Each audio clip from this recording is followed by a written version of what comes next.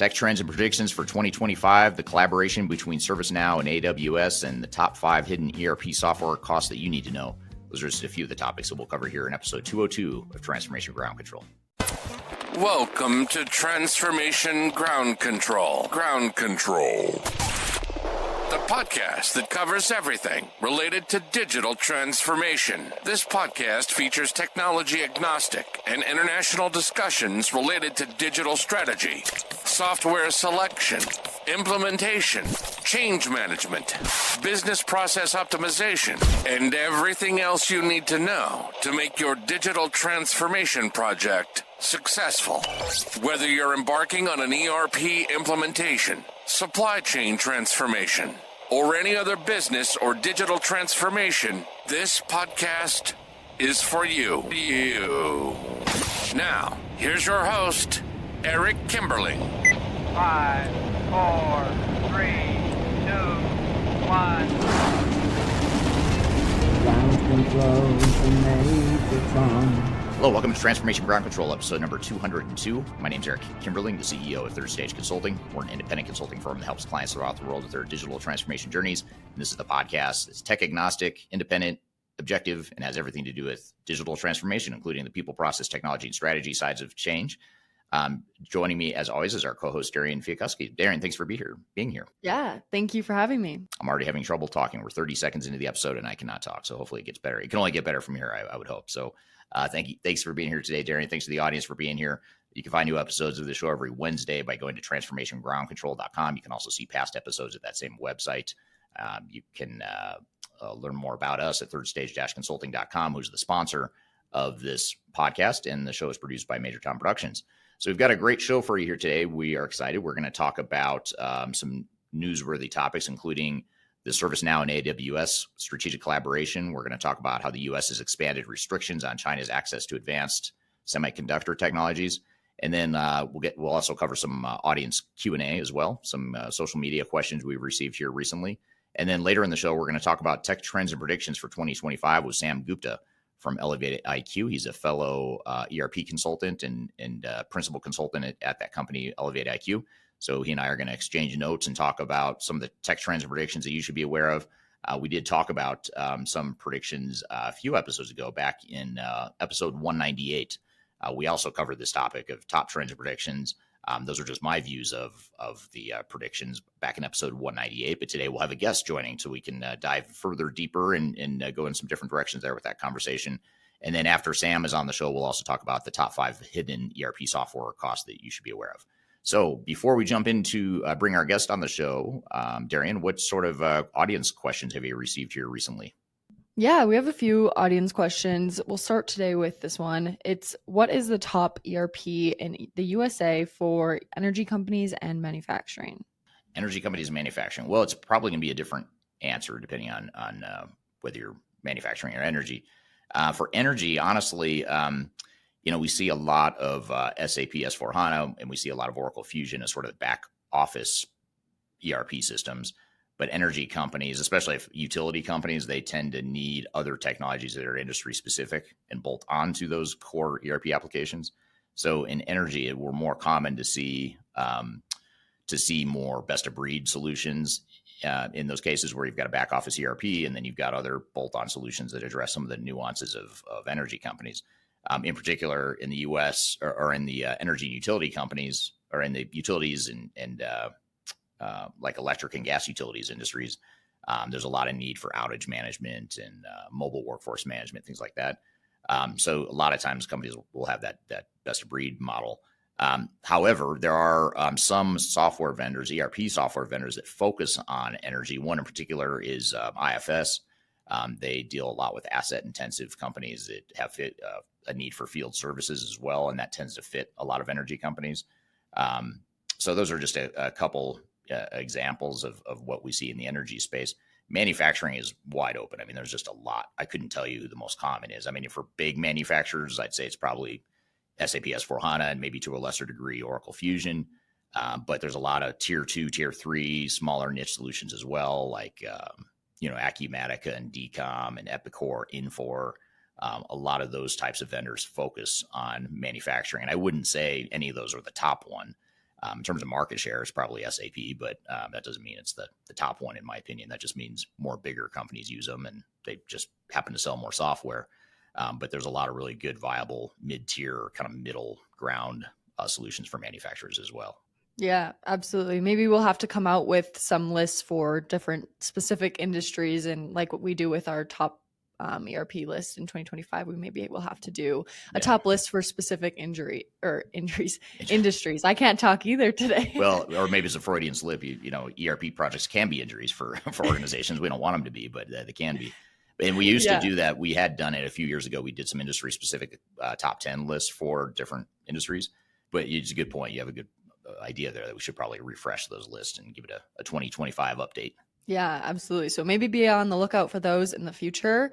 But our next question today is, any thoughts on applying a product operating model to an ERP implementation and post go live? Product operating model.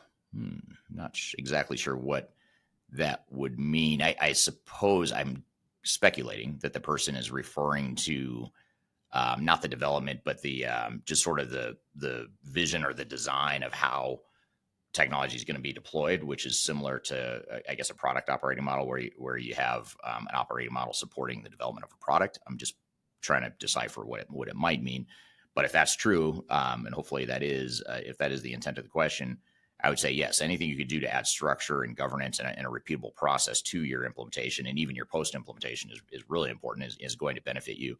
I like that the person is asking about post-implementation too, because it brings up a really good point that you need to define sort of what your governance and your operating model is going to look like with your new system, not just to get you to go live, but also longer term, how you maintain that system and how you allow yourself to grow into the system, allow the technology to keep up with your business and all that good stuff. So I think having a sort of governance or structure or operating model, whatever you want to call it, around that is going to be super important and it's super beneficial. Yeah, absolutely. Some great questions today, but I want to get into our newsworthy articles of the day. The first one is about ServiceNow and AWS and their strategic collaboration. This collaboration is to accelerate AI-driven business transformation with new capabilities. The key highlight is a connector enabling seamless integration of multi-model AI models from Amazon Bedrock to its ServiceNow Gen AI powered workflows on the Now platform, allowing customers to leverage AI for tasks like summarization, analytics, and code generation while ensuring data privacy. Additional automation solutions such as integrations with AWS Security Hub and Amazon Business Procurement are now available in the AWS Marketplace, enhancing security, incident response, and procurement workflows. This partnership supports industries like telecom, finance, and retail, delivering optimized technology investments, enhanced digital experience, and faster AI deployment. Notable customers like Bell Canada, Boomai, and Parson have reported significant savings and operational efficiencies through this collaboration. With this, Eric, how significant is this expanded collaboration between ServiceNow and AWS in the broader context of AI-driven digital transformation for enterprises? I think it makes a lot of sense because AWS is such a big behemoth in the cloud and now the AI space, with their data centers and just their mass scale of their cloud computing capabilities. So I think what AWS has in terms of that infrastructure dwarfs what any one tech company could do. Especially ServiceNow is not a small company, but they're not a huge one either. They're not as big as AWS. And so you've got AWS that has more capability and more scale and that sort of thing. And rather than trying to recreate that yourself, if you're ServiceNow, it makes a lot of sense to partner with AWS. And you're seeing a lot of these big tech companies more and more. It feels like they're collaborating. They're not just acquiring each other, which is what you'd see in the past. They'd go acquire another company or merge or whatever. But now it feels like collaborations are becoming really common. In fact, on this show in the past, we've talked about Salesforce and Workday and how they're collaborating now. And they technically were sort of competitors in the past, but now they're joining forces to create sort of a joint offering, if you will, that complements each other. So I think it's probably a faster path to scale if you're a ServiceNow. It's a faster path to technical innovation, and it just eliminates the need for redundant effort. The question is going to become, over time, these companies, already big companies all start collaborating. They start joining forces. At what point does it almost become too much, like too big for it to be effective for agility and for these companies to be able to respond to their customer needs? I don't know the answer to that, or I don't know if that'll be an issue, but I do wonder if the continued consolidation of software companies, the big tech companies, as well as the collaboration between these big tech companies, at what point does it sort of tilt the playing field too much, to their advantage and not so much to their customer advantage? Or does it sort of limit their ability to innovate over time just because they're so big? I don't know the answer to that, but it's something that sticks in the back of my mind. Yeah, absolutely. And what industries do you think will benefit the most from these new capabilities, and why? Well, I think a lot of customer service driven organizations, like think about like an energy utility company, because we were just talking about that. Like a utility company, if you want to log in and you have a question on an invoice, or you have an issue with your service that you're being provided, ServiceNow allows that sort of tracking of tickets, if you will, like customer support tickets and things like that. So anything that has a heavy customer service and a consumer facing side of things, I think is going to be probably the most beneficial. So I think consumers, end consumers, not so much in the B2B space maybe, but more B2C with end consumers, I think that's where you're going to see a lot more benefit from these sorts of collaborations. Yeah, that makes sense. And I know you talked about a lot of large companies are collabing, but how do you think that this partnership with ServiceNow and AWS puts their position against competitors like Microsoft, Google Cloud, Oracle, in like the AI and automation space specifically? Well, I think it just gives them a leg up, because now they don't necessarily, like I said, they don't need to develop their own capability to compete with Google or Oracle or Microsoft. They can piggyback on what AWS has already done. And ServiceNow has a pretty unique solution offering to begin with. And so now if you can add, basically steroids to it, or fuel to the fire, whatever cliche you want to use there, then that's just going to accelerate their ability, ServiceNow's ability to compete with Microsoft, Google, and all those guys. It's really interesting to see, though, because none of those guys are suffering. The ones you mentioned, I don't think Microsoft is going to suffer as a result of this, or Google or anything, but I think it just helps ServiceNow be more competitive and be more innovative in a lot of ways. Yeah, absolutely. Is there I know we talked that in the future you see more collaborations potentially happening. Is there any other future, what you foresee in collaborations for the future happening, or good partnerships that you could envision? I think probably if I had to guess, I'd say you might start to see a lot of the tier 2, like the mid-tier providers, software providers, do something similar. So for example, you look at a company like, let's just talk about Epicor. We've had a few guests on the show from Epicor in the past, and Epicor does a lot in the sort of mid-market, for the most part, mid-market manufacturing and distribution, and some retail companies. However, Epicor, they're strong in those areas, but they're not as strong in something like financials and reporting and things like that. They're fine. It works for a lot of companies. I'm not saying it's bad. It's just there are other systems out there that might do financials better. So I could see some of these some of these providers like an Epicor, maybe they start to join forces with someone like a NetSuite, or I forgot the name of the, it's not Financial Force anymore. It's called something different now, but it used to be called Financial Force. Systems that specialize or very strong in analytics and reporting. What if they were to create some sort of collaboration to go to market to say, okay, not only can we provide you these manufacturing capabilities, but we can also speak to the accounting and the finance needs of the organization a little bit better than maybe we did in the past. And so I could see something like that being an opportunity for the mid-tier software providers too, to figure out, how could they join forces maybe with some of their peers in the mid-market to provide something similar that ServiceNow is doing. Yeah, absolutely. And maybe gain a competitive edge, obviously, over their other same tier level competitors. Yeah, absolutely. Awesome. Well, we're going to move on to the next newsworthy article of the day. This one is about how the U.S. has expanded its restrictions on China's access to advanced semiconductor technology, including chip-making tools and AI memory components, to curb China's military and AI advancements is the goal of this.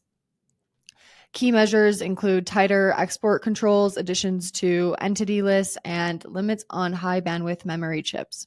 These actions aim to safeguard U.S. technological dominance, but have raised global supply chain concerns.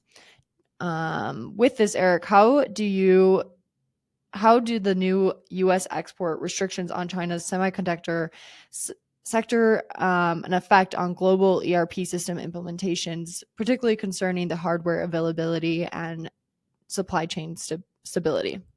Great question. It's really interesting because I think anytime you have disruption in the economy or within geopolitics or supply chains or whatever, that creates more pressure on technology and more pressure on businesses to leverage technology to respond or to change their technology. And anytime you have that, that usually leads to an increase in ERP implementations or technology upgrades, technology implementations, whatever.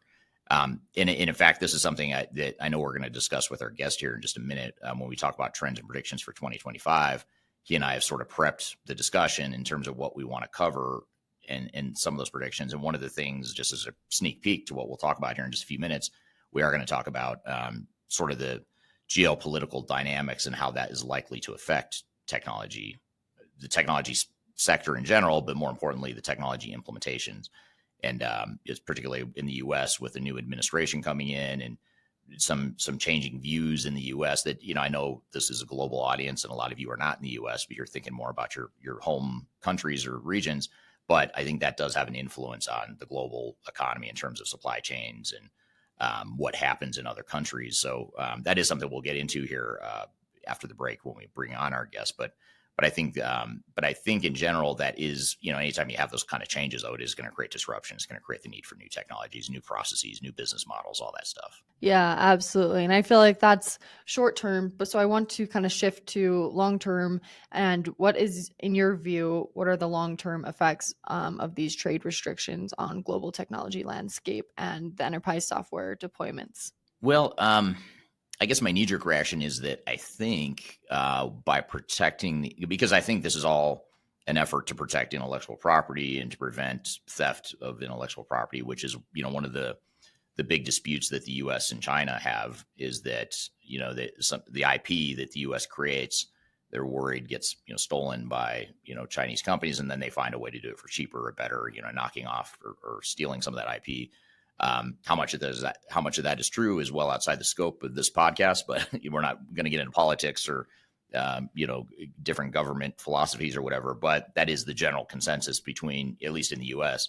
So I think, if any of that is true, what'll happen is if companies feel like their IP is being protected or not being, blatantly stolen by, companies in another country, then there's likely going to be more money and innovation going into product development and innovation and new things because there's a higher likelihood of getting a return on that investment without having to worry about someone stealing the IP behind it. So I think it probably helps, honestly, longer term. It may, however, in the short term, it may create price,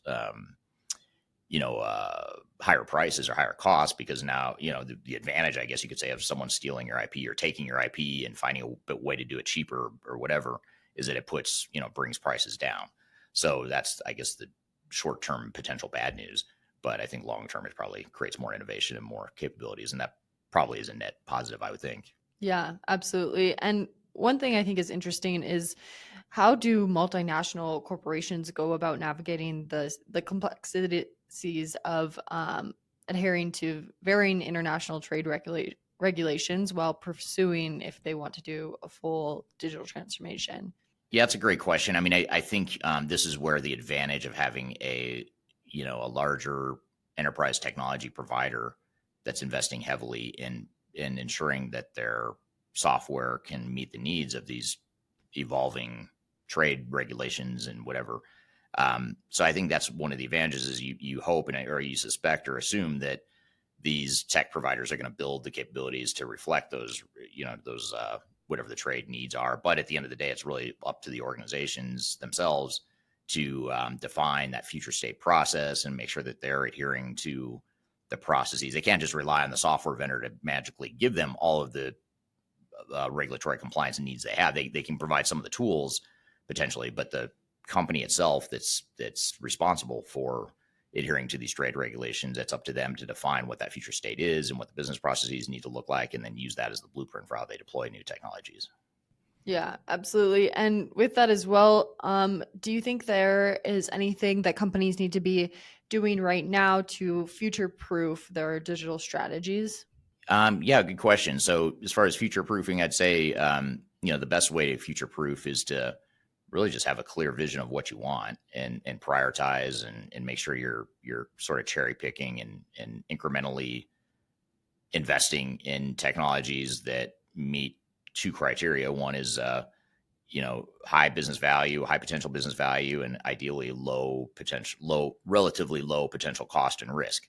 And obviously that's the holy grail of what we all want. But at the end of the day, that's what you want to cherry pick, are the things that, address the greatest pains within the organizations or the greatest opportunities, but at the same time pose the least amount of risk to the organization. So you can almost view it as like a quadrant. You want to rank all the things that come as close as possible to meeting both those criteria.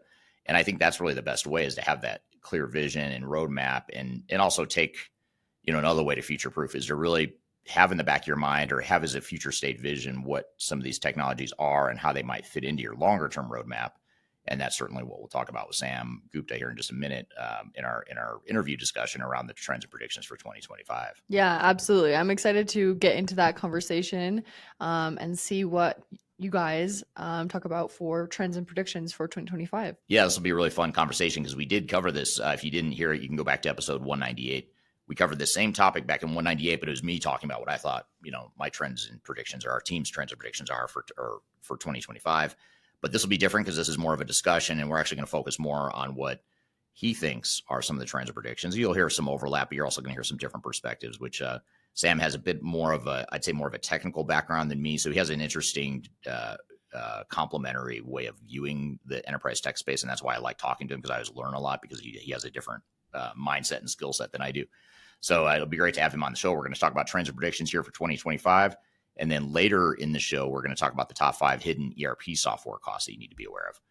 So if you're going through an ERP implementation, these are the costs you need to be aware of, because this is where these projects oftentimes become money pits. And we want to talk about that later in the show. So stick around. We'll be right back with more Transformation Ground Control.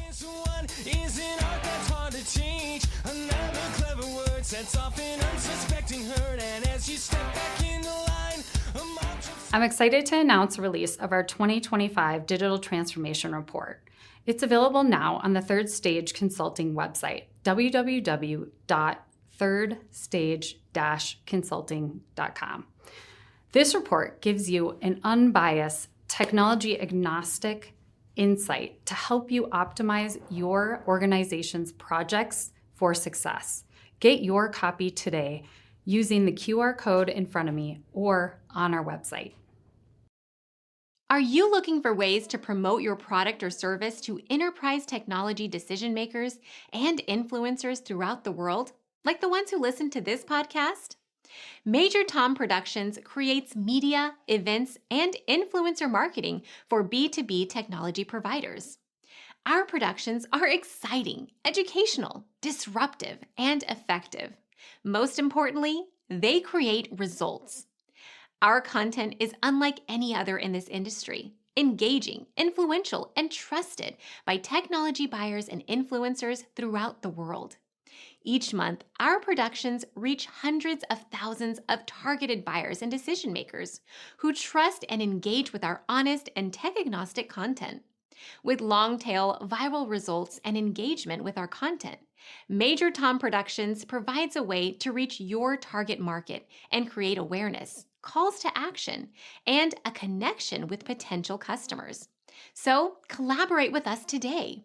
Learn how we can feature your product or service on podcasts such as Transformation Ground Control, Journey to S/4HANA, and Journey to Dynamics 365.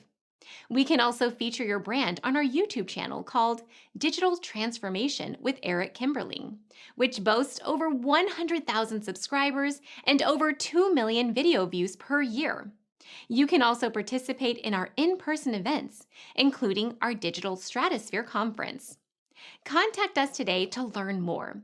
We can tailor a marketing campaign that works for you.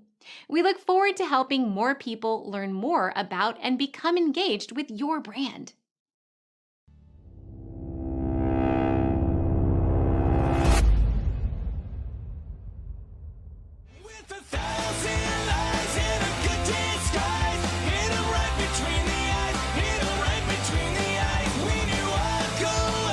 Hello, welcome back to Transformation Ground Control, episode number 202. My name is Eric Kimberling here at Darian Chwialkowski. You can find new episodes of this show every Wednesday at transformationgroundcontrol.com. The show is produced by Major Tom Productions and sponsored by Third Stage Consulting, which is an independent consulting firm that helps clients throughout the world with their digital transformation journeys. And speaking of independent consulting firms, we are going to have a guest on the show now who's a fellow principal consultant at another independent ERP consulting firm, technically a competitor. That company is ElevatIQ, based out of Canada. And Sam Gupta is joining us here to talk about top trends and predictions for 2025. So, Sam, thanks for being here today. Of course, always good to be with you, Eric. Absolutely. And you've been on here a couple times, but for those that don't know you and don't know your company, maybe talk a little bit about yourself, your background, as well as what ElevatIQ does. Yeah, happy to.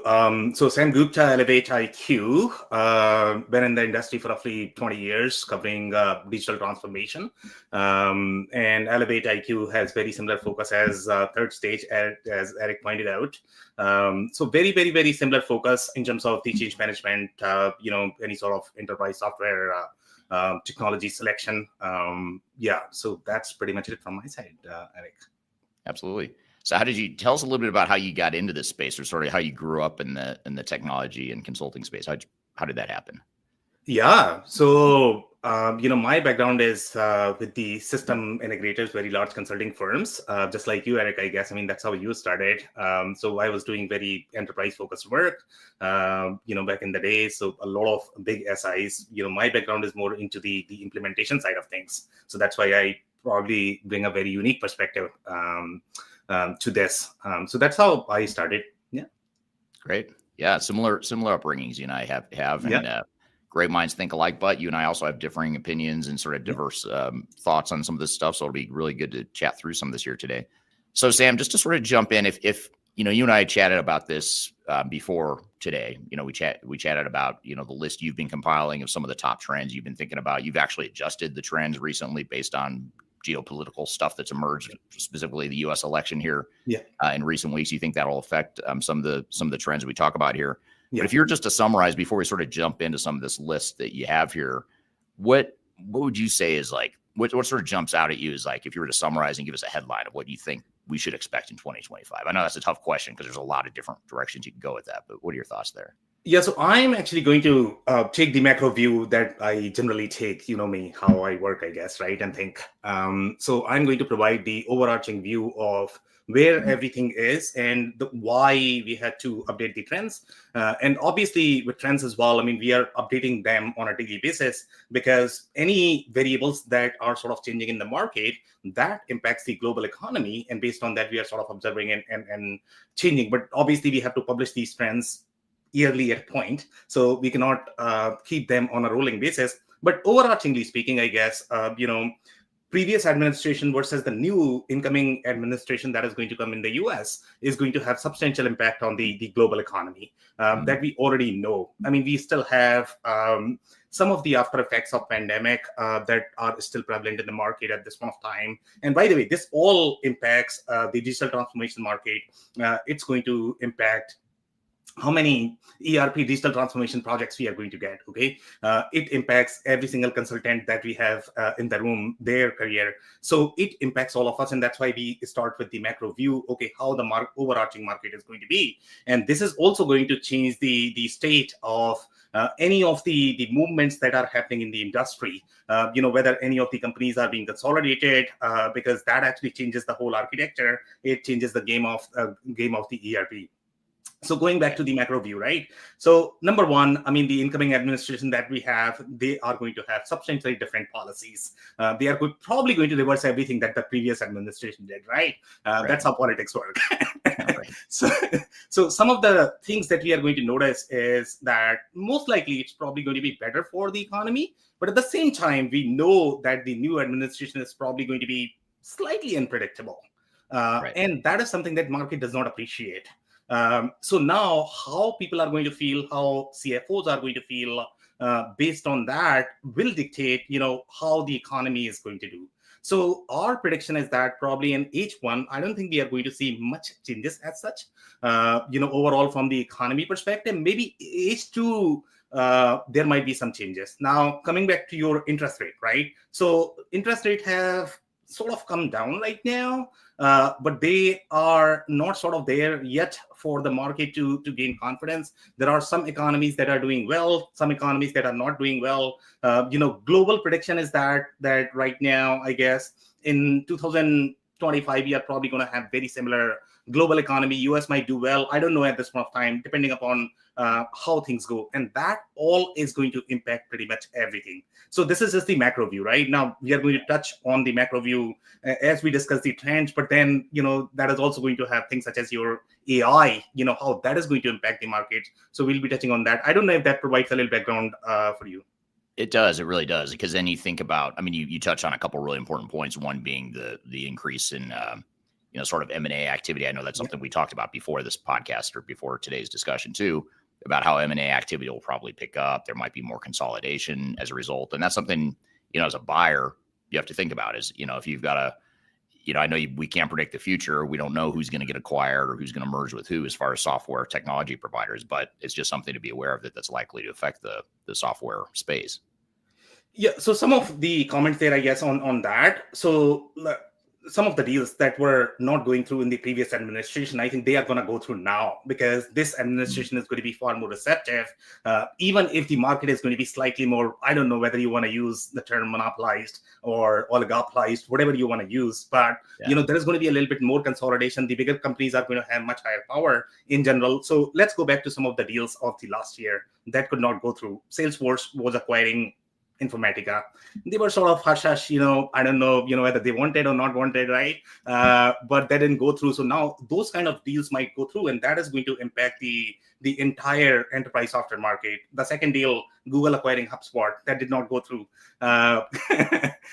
So now these kind of deals may go through. And what this does is it basically, I don't know whether you want to use the term bloat, or further consolidation of any of the suites that we are going to have in the market. And, from our perspective, we track roughly 200 different categories. So you obviously, ERP is just one category. People sort of think about ERP, that ERP is everything. That's not how the market works. That's not how the categories work, right? So we are going to have ERP suite that is going to be further consolidated because of these consolidation reasons. Then CRM is a suite in itself. WMS is a suite in itself. Supply chain is a suite in itself. Analytics is a suite in itself. So there are many suites and categories are there, and they all are going to be consolidated based on how the market is moving. So depending upon how the forces move, I think we are going to see a lot more changes in the market, from the ERP perspective.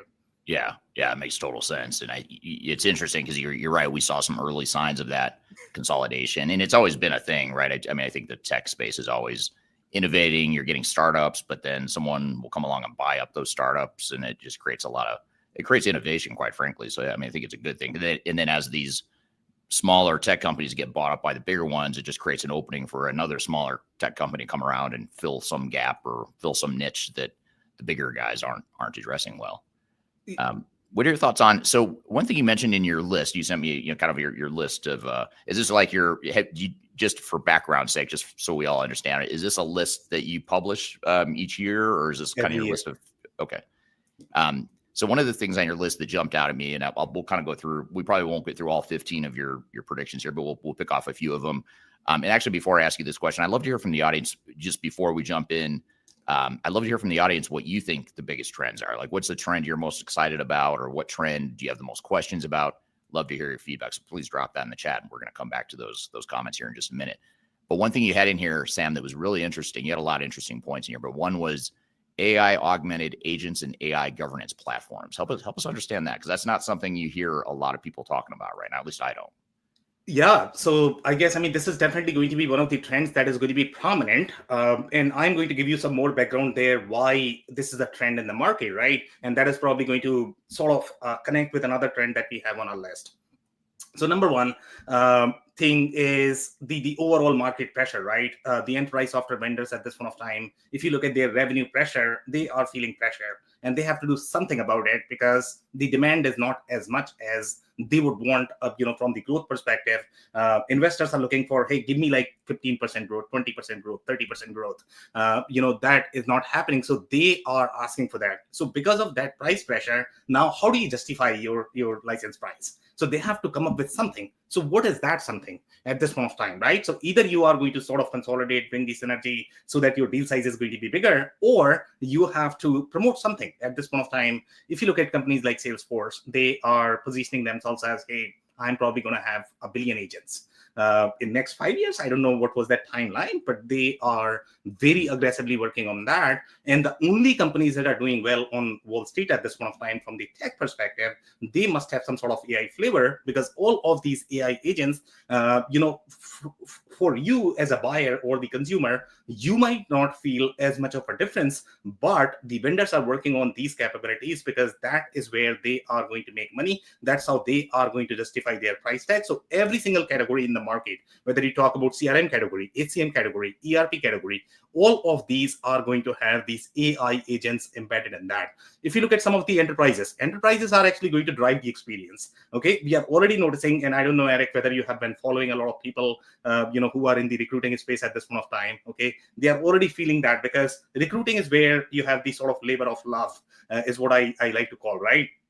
That's where you have a lot of manual effort, for the recruitment team as well as for the candidate, right? So what they are doing is they have already implemented some of these AI agents, and the candidates are reporting this is the first time in the history, that they are saying that I actually like recruitment flow. Can you believe this? Okay, because everybody hates recruiting. Nobody wants to apply. I don't think anybody has ever said that, okay, I really appreciated this whole recruitment process with the company, but at this point of time, when they are interacting with these AI agents, they are appreciating that. So this is the front end part of the process. Now, the similar process is going to be there whether you are, coming as a customer, because if you look at the traditional bots, they were extremely boring overall from the experience perspective. But now this experience is going to be far more interactive. So we are going to see these agents, embedded with every single category, whether you are going to look at the front end, back end, and then this is going to be the whole flow. Because of that, there's going to be another category that is going to be created, which companies are already working on that, which is going to be governance platform. There are going to be compliance issues from the government perspective. They are mandating. Right. So there are going to be new categories of software, I guess. Yeah.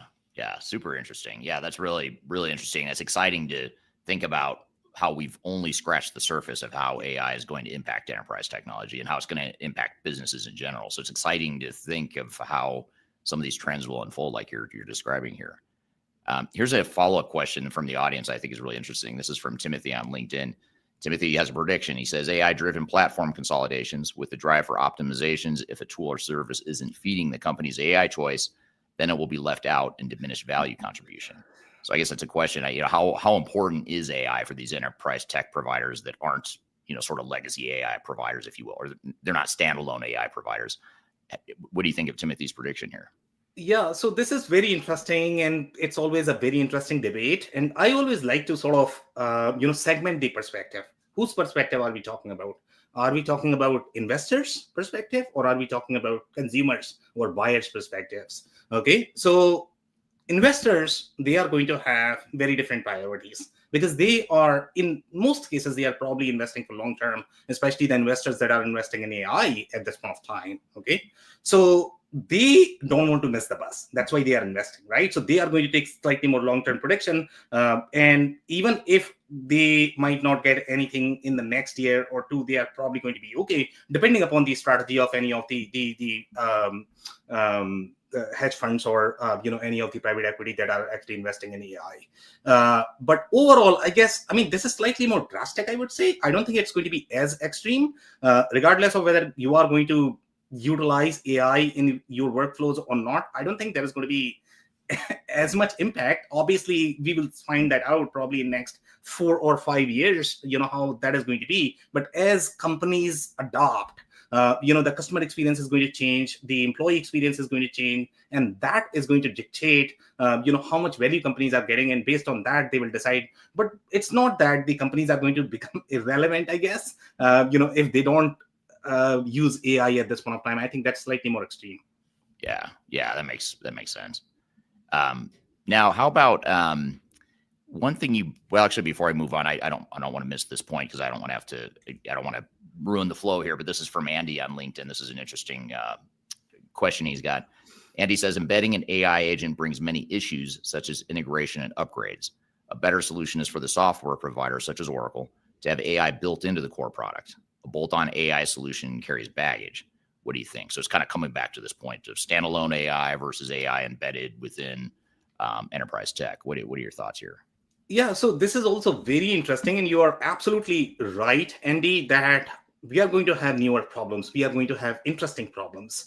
The debugging, the maintenance of these AI workflows are going to be far more difficult because now machine is sort of controlling your workflow, and that's where you are going to see a lot more categories. Eric, if you don't mind, can you bring the comment? Sure. Yeah, so I can keep touching on that. So so obviously the AI workflows that they are going to have, it's actually going to have more tools that are going to be there. So these are going to be newer categories, and that's what is called the AI governance workflows. And as the regulation changes, because at this point of time, we don't know how governments are going to react. Some are slightly more extreme, some are, they are sort of watching at this point of time, what is going to be impact. I mean, I don't want to create policies if there is not going to be much of an impact. They don't want to block technology. They want to see how the impact is, and based on that, they are going to decide, and that will impact, how the reporting is going to be, how the compliance is going to be, what kind of debugging we need to implement as part of our AI workflows.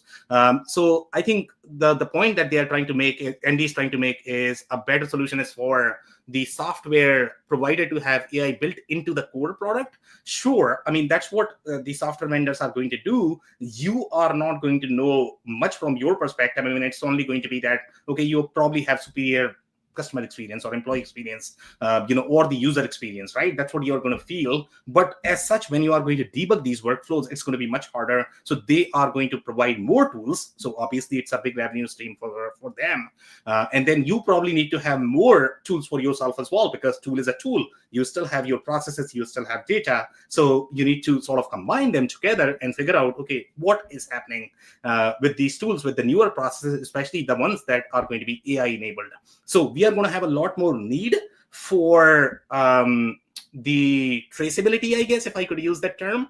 And then AI is also going to help with traceability, because now what AI can do is, it can sort of mine the data, provide you the insight. So, the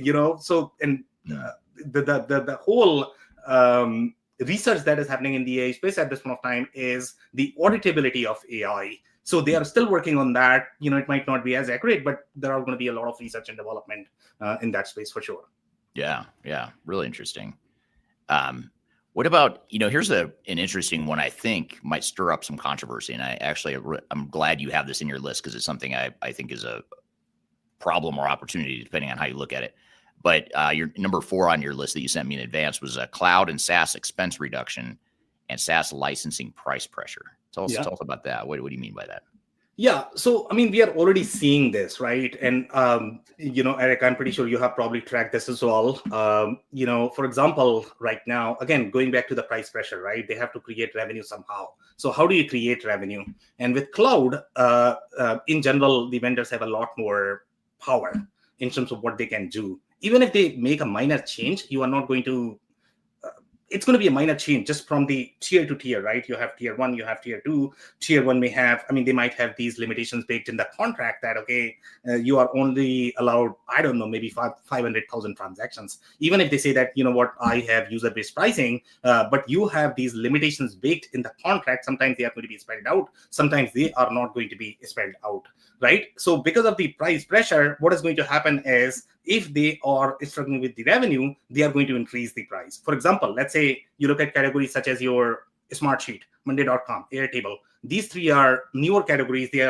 All of them are $1 billion in ARR at this point of time. That's how hot these technologies are. I don't know how many ERP vendors have a billion ARR, right? Right. So these are the categories, and they started, very small. They started, creating a new category called collaboration. The collaboration was always difficult, from the client interaction perspective. Sure, you had a bunch of portals, you had a bunch of commerce gurus that were saying that, you have collaboration, but the collaboration wasn't there as much. So that's what categories such as your Smartsheet, Monday.com, they changed with respect to collaboration. But initially what they were doing is, hey, I'll give you your collaborative user for free, just the way Acumatica prices their product, right? But now they said, now I don't know, I'm going public. A newer private equity, acquired them, and they are actually going to change the price, and that price change could be substantial for you. So this is going to be across the categories, across the software. So any of the SaaS categories that you are using, you might get a surprise bill of $1 million, $2 million. And what are you going to do after that? So that's going to be a challenge that we are going to see, depending upon how good the market is doing. If the market is doing good, then they don't have as much price pressure. Then they will try to acquire more market share. But if they are not able to grow because of the demand, then they have to find ways of doing that. And that's where you are going to get this. We have already seen this in 2023. You are going to see a lot more in 2025. Right. I'm here, Sam Gupta from ElevatIQ. We're talking about the top trends predictions for 2025, but we've got a lot more to cover. We'll be right back with more Transformation Ground Control.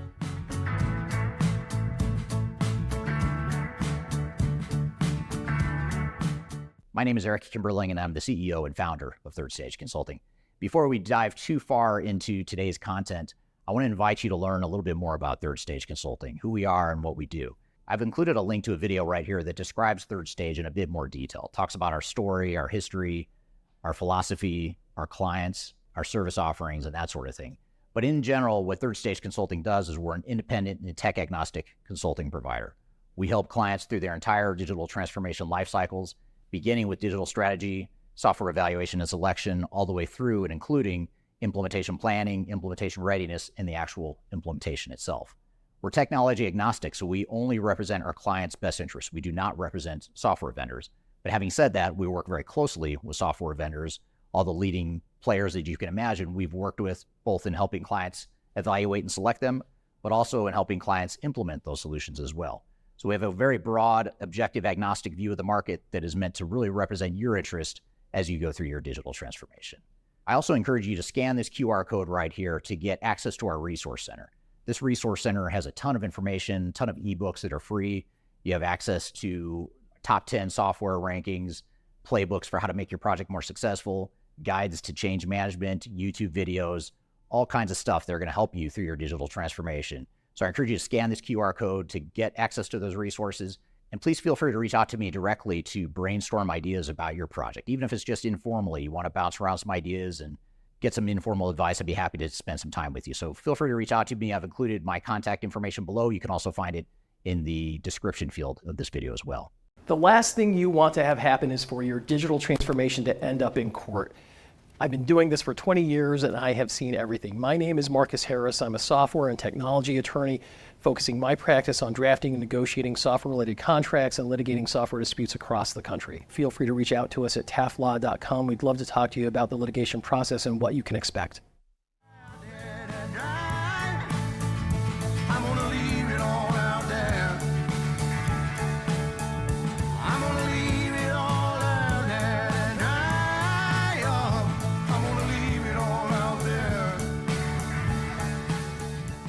Hello, welcome back to Transformation Ground Control, episode 202. My name is Eric Kimberling here with Darian Chwialkowski. You can find new episodes of this show every Wednesday at transformationgroundcontrol.com. This show is sponsored by Third Stage Consulting and produced by Major Tom Productions. So thanks for being here today. I'm here with Sam Gupta. We're talking about the top trends and predictions for 2025.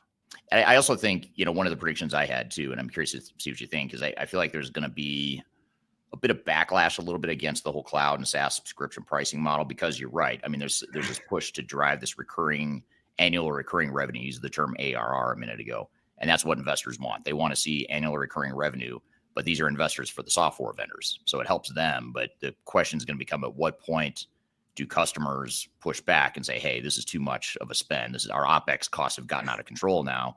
We've gotten rid of a bunch of capital expenditure over here by not having these on-prem systems that we depreciate and have to maintain and all that stuff. But now we've just shifted those costs over to an OpEx, and now that OpEx keeps going up. At some point, they're going to have to push back. I mean, it's just natural pendulum swing type stuff that I would think is going to happen there.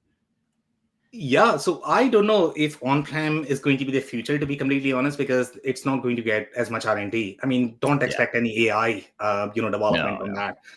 It's not. I don't think cloud's going anywhere. I just think the cost pressure is where you're going to see the shift. To your point. Exactly. So let's see. I mean, it's very early to predict at this point of time how that is going to go. Obviously, vendors are going to have a lot more cloud.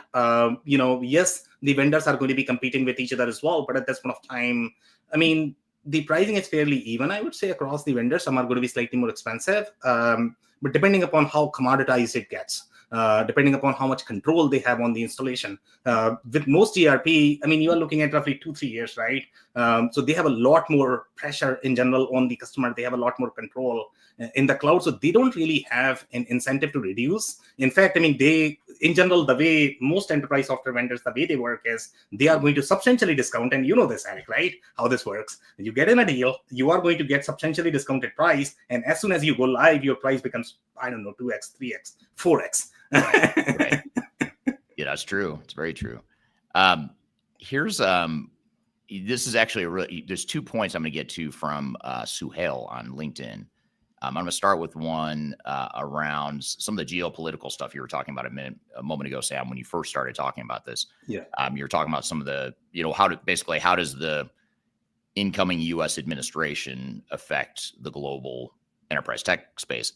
And so Suhail on LinkedIn says, from a political standpoint, I see that U.S. leadership wants to move manufacturing from Canada and Mexico back to the U.S. Hence, companies will invest in manufacturing ERP systems upgrade implementations in the U.S. and Canada, and Mexico will see a slump in manufacturing ERP upgrades and implementations. So I'm curious what your thoughts are. Do you think do you think we'll see that? Do you think you'll see more activity now in the U.S. for ERP types of projects and maybe less in other countries where manufacturing is being moved away? Or is there an opportunity for technology to help some of these displaced manufacturers be more effective? Or what do you think about that? So this is a very interesting point. And, I think we have heard this a couple of times. What is the impact of supply chain on any software categories, I guess, right? Yeah. So number one thing, I guess, any software, enterprise software is a model. And model requires some sort of streamlining, stabilization. If the stabilization is not going to be there from the geopolitical perspective, if that is going to be sort of the moving target, you cannot define your processes. So overall, in my perspective, I don't think the changing supply chain have the direct impact on the software processes. If anything, if there is going to be a lot of movement, companies are simply going to slow down the process that, okay, I'm not going to change anything right now because we don't know how my targeted state is going to be, right? So overall, I guess, from the geopolitical perspective at this point of time, and that's what the uncertainty part I was talking about, that, okay, the new administration, US administration is threatening that, okay, they are going to have these tariffs, but I don't know whether tariffs are going to go through. If the tariffs go through, then there is going to be a different problem. I mean, tariffs are in general very inflationary. So we are going to have impact. So now because of that, are we going to get recession? Nobody knows. We have to see how these forces are going to work together to be able to understand, what is going to be the overarching impact. But there is a possibility that, US might get a lot more manufacturing in general, the kind of controls that they are going to be putting in, the kind of incentives they are going to have. But it will take a long time before we understand whether you are going to have the real impact on the supply chain, and do you need to change the processes because of that? Yeah. And speaking of that, one of your, maybe I'll just pull this out as one of your number 7 prediction here was geopolitical impact on business processes. So, and you just mentioned that. So maybe expand on that a little bit, if you don't mind. What do you mean by, how do geopolitics affect business processes in particular? Yeah, so geopolitics is going to have impact on the overarching, business dynamics, and that is actually going to change your architecture and the consolidation. So because of geopolitics, okay, if the market is going to go down, then you are going to see a lot more consolidation. If you have a lot more consolidation, from the value chain integration perspective, whether you talk about manufacturer, distributor, or you talk about software consolidation, each of this is going to have some sort of impact on the business process, when you are going to buy the software. So geopolitics has impact, from this force perspective, but it may not have the direct impact from the supply chain perspective. If the supply chains are going to be displaced because of that, whether there is going to be impact on the software or not. This is more from the deal flow perspective, slightly more macro view, as opposed to sort of the what is that called? The four-wall planning, the factory planning view, I guess, company planning view. Yeah. Yeah, and another one that's similar that you had on this, which is actually your number 6 prediction, was continued reallocation of skill sets and their impact on business processes. So kind of continuing with this business process theme and the changes to business processes. What do you mean by reallocation of skill sets, and how does that impact business processes? Yeah, so going back to the AI agent prediction, I mean, that is definitely real. We are going to see a lot more. That is probably a very near-term prediction, I would say, that you are going to see a lot more in general, whether that is going to be driven by large enterprises to their vendors, to their suppliers, or if this is going to be more of the consumer behavior and they are going to drive this change. So overall, I guess, based on these workflow changes, because now whatever workflows humans were doing, so either the workflow for humans is going to be augmented because they are going to probably do a little bit more value-added activities, whether it is going to be just the debugging or support. So from the customer experience perspective, initially, let's look at a workflow of a customer support agent.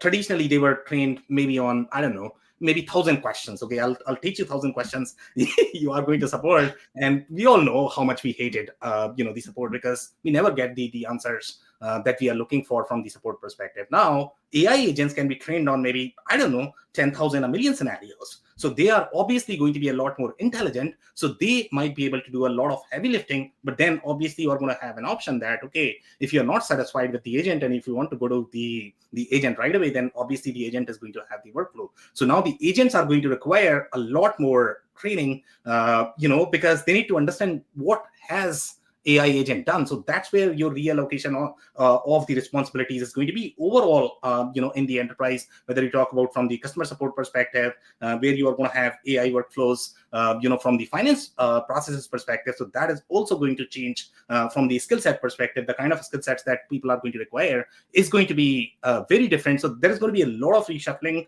And based on that, your ERP processes are going to change. Whatever you have done in the past may not be relevant anymore in the new world. But how soon that is going to be is a question. Yeah, very interesting. Here's an interesting question from LinkedIn. This is from Menawendra on LinkedIn. He says, how would you predict fintech and healthcare going the cloud way? With trillions of bytes of data sitting on mainframes and resistance to spend on the cloud, majority of above said industry leadership feels spending on cloud migrations can be delayed, and they prioritize the spend on the customer experience or operational efficiency front. What's your view around the business transformation around these industries? And again, that's around fintech and healthcare. Yeah, so fintech and healthcare, they are very interesting industries. They were never sort of the core enterprise software, core ERP-centric industries, because they were almost like IT shops, to be completely honest. They had a lot of custom development. I mean, you are looking at roughly 3,000, 4,000 internally developed applications. We have seen some changes there in the market. Overall, if you look at, tools such as your ServiceNow, now they are doing a lot more development because they are taking slightly more platform-centric approach. That's where Palantir is getting a lot of momentum because they are doing a lot of platform-centric approach. But overall, I guess, with this question, when is mainframe going to go away is the question, I guess, right? And it's not that companies have not tried. They have tried. For example, let's say I'll take an example of airline, because airline is a very interesting industry. It's very unique. People sort of talk about it. People kind of say that, an ERP consultant can probably fix the airline. We were having these interesting debates with, and Eric, John Reed as well, right? In his room, that, they were all talking about airline, how much we are going to do this.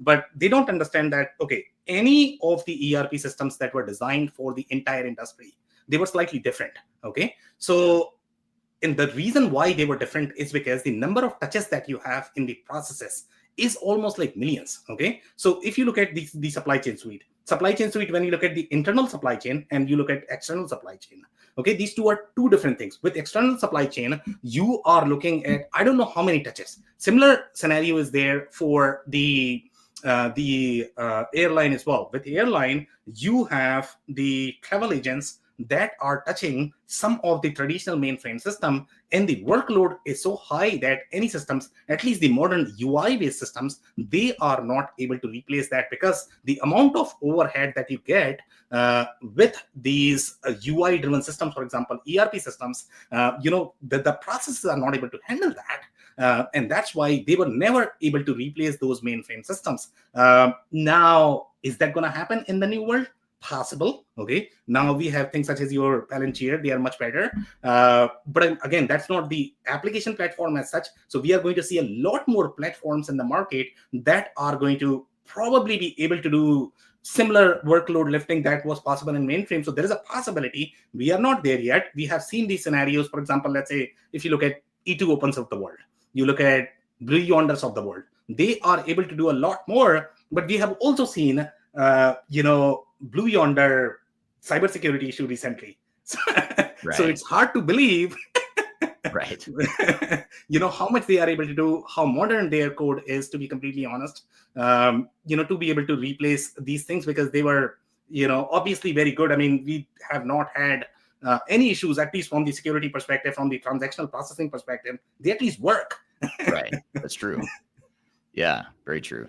And here's an interesting question, which I like this question because it sort of bridges the gap between these longer term predictions and sort of short term where we are right now. This is from Ashish on LinkedIn, and Ashish says, Eric and Sam, for organizations just starting with AI agent integration and ERP, what low hanging fruit or quick wins are popularly seen? So this is a kind of an interesting dilemma that a lot of companies have, is they see this future possibility and all the future opportunities with AI, but then the question becomes, well, we're not going to do that stuff overnight. All this great stuff you've been talking about, Sam, isn't going to happen overnight. So what sort of smaller incremental steps have you seen companies, or have you seen companies taking any low hanging fruit types of approaches to AI? Yeah, so this is a very interesting question. And again, from the ERP or integration perspective, I don't think things are going to change much. Okay, so in my mind, I think what is changing is almost like an ingredient of the dish or recipe that you were cooking. Okay, so now this is going to change more from the vendor perspective. They are going to provide you these capabilities.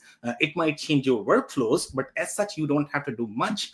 You simply need to understand the workflow. So things are going to change a little bit from the implementation perspective, but not necessarily from the integration perspective, I guess. That would be my take. Each of these systems are going to be slightly more, I guess, what is that, better in user experience? Yeah. Right. But as such, I don't think you can buy AI agents and integrate them with your ERP. If you're going to do that, that's probably going to fire back in my mind. Yeah. Yeah, absolutely. Now, you had another one here. Okay, here's another prediction you had on your list. Number 11 on your list was continued digital transformation failures and a focus on enterprise architecture. You would think so you and I have been doing this for a long time, right? You would think after all this time of you and I being in the space, some people have been in the space for longer than us, obviously. Yeah. Yep. But I think we have all seen sort of similar patterns over time. And companies keep making the same mistakes in terms of how they screw up these projects. But at the same time, technology is advancing. You would think that technology is getting easier. It should be easier to deploy. You would think transformation failures would be going down. But you and I both agree on this point. They're not going down. They're actually, in my opinion, they're increasing. But what are your thoughts here? Why are these failures? First of all, why do you think these failures are continuing to happen, and what can companies do to do things differently? Yeah, so Eric, I guess, we have discussed this, right? So one thing that we both agree on is overall, if you look at the underlying reasons why these failures, happen, it's always going to be some sort of misalignment, misunderstanding in terms of how to make them successful. You are going to have these premeditated notions that this is how I'm going to do it. I'm going to hire companies like ElevatIQ third stage, and they are magicians, and they are somehow going to fix it, right? That's not how these implementations work. Okay, and there is also a big misunderstanding in the market is that somehow these cloud systems are easier. You don't necessarily require as much expertise. I actually say the opposite. Okay, cloud is much harder. Cloud is much harder than on-prem. With on-prem, things were much easier. And the reason for that is because you had a lot more control on your code base. You had a lot more control on your database. That control is not there in cloud. With cloud, your pricing layers are very different. The pricing layers are very crafty. They are designed to sort of get foot in the door and then probably increase afterwards, right?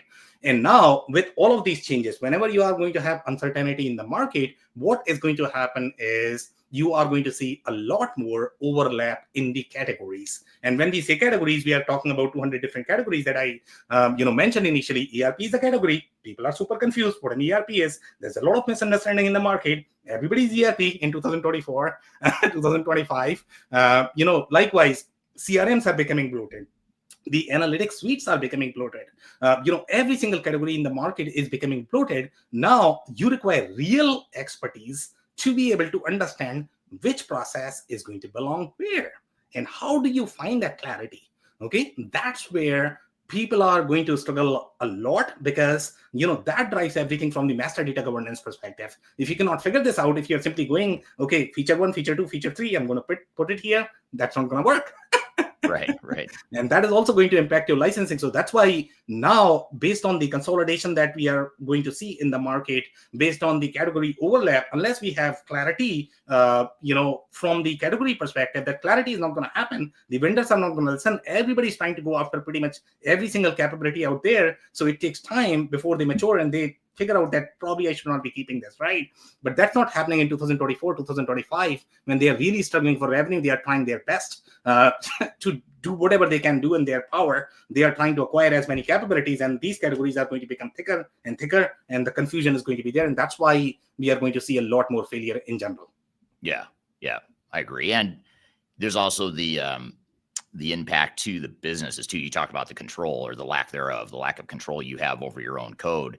It's also, the lack of control over your own operations, business processes, which you've alluded to too.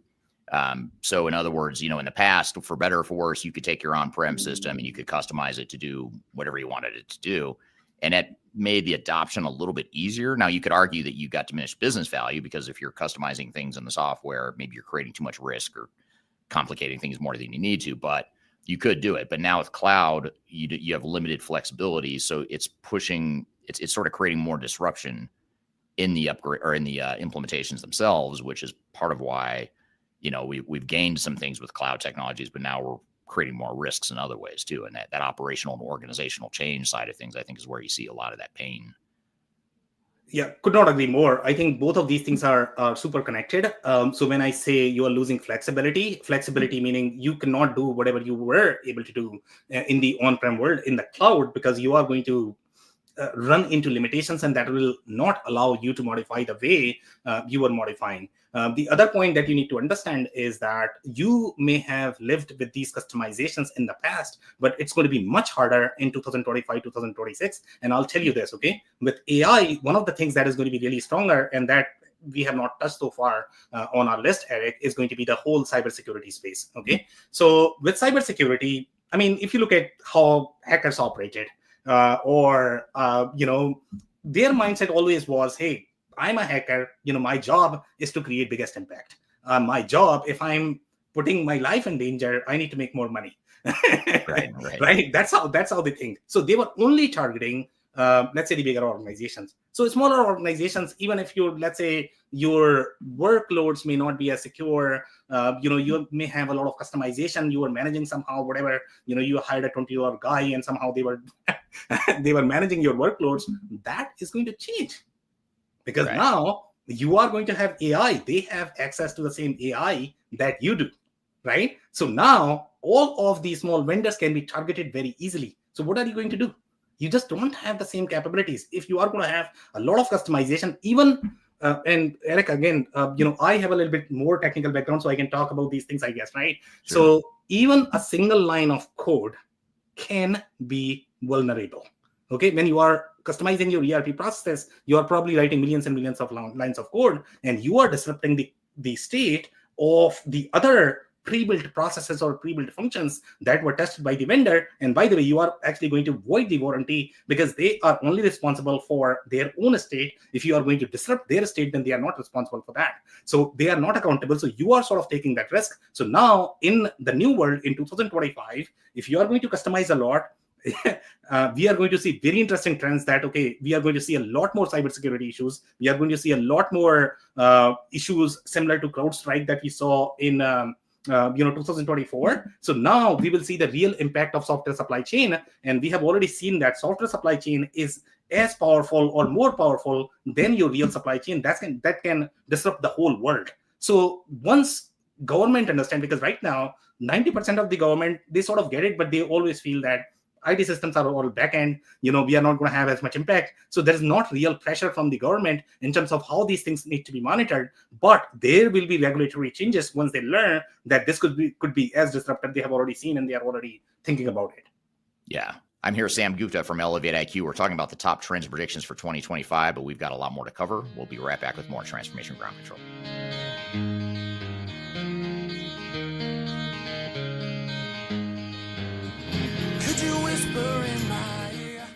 I recently published my first book. It's called The Final Countdown, Strategies to Reach the Third Stage of Digital Transformation. And I wrote this book because I really wanted to find a concise way to share some of my knowledge around digital strategy and how to get started on a digital transformation journey. So in this book, I cover 3 different sections. I cover the people, process, and technology aspects of transformation, with the idea that it's meant to be a starting point, a launching pad for organizations and team members that are going through digital transformations. So I encourage you to buy this book. You can get it electronically, you can get it paperback, or you can get it in hard copy as I'm holding here in front of you. You can get it by going to thefinalcountdown.com. You can also search for it on Amazon if you shop at Amazon. Otherwise, just go to thefinalcountdown.com. Love to hear your feedback on this book as well. So I hope you check it out and hope you enjoy. Interested in working for a company that truly values your unique skills and experience? Here at Third Stage, we don't hire based on resumes alone. We look at the full candidate, experience, and willingness to provide excellent service for our clients. Within a technology independent and agnostic consulting firm, you have the opportunity to learn across industries with a diverse group of clients. Our consultants also have the opportunity to diversify their portfolio and learn across technology systems. If you're interested in joining a high-growth entrepreneurial organization, please reach out to us at work@thirdstage-consulting.com.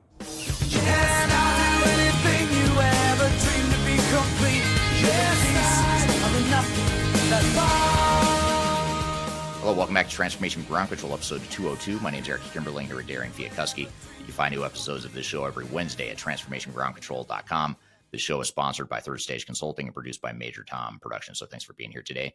I'm here with Sam Gupta. We're talking about the top trends and predictions for 2025. Back to the cybersecurity thread you were just talking about. John on YouTube has a question here that says, I'd like to know your perspective on zero trust architecture governance in 2025.